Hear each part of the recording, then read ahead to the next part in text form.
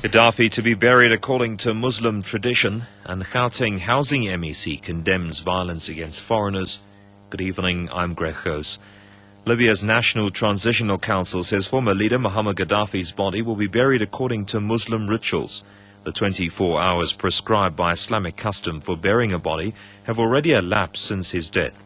Gaddafi's body is being kept in a refrigerated room in Sirte, where he was captured and killed yesterday. An official in Sirte explains.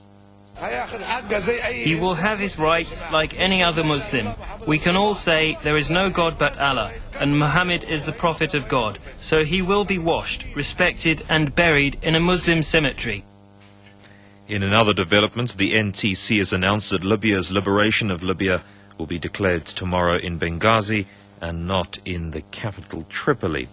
Well, judgment's been reserved in the legal challenge against the merger of Walmart and Massmart. Government wants the approved merger to be reviewed, while Labour Federation COSATU and its affiliates want it reversed. The matter was being heard by the Competition Appeal Court in Cape Town today. Attorney for the unions is Doris Sepe. The merging parties were not providing us with enough information for us to be able to quantify the impact on job losses and local supplies. As a result, the tribunal was not able to then appropriately fashion conditions that, in our view, would help reduce the impact on employment and on local supplies. Massmart's attorney Mark Gardens denies that they failed to provide unions and government with crucial information. There seems to be a lot of focus on the perceived negatives around the deal. One must not forget, though, that the transaction was not found to be anti-competitive in any way. It will result in substantial consumer benefits to the people of South Africa. It will result in employment gains in the retail sector in South Africa.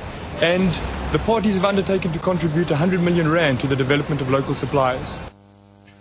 Gauteng Housing MEC Humphrey Mamezi has condemned any acts of violence against foreign nationals in Alexandra Township north of Johannesburg.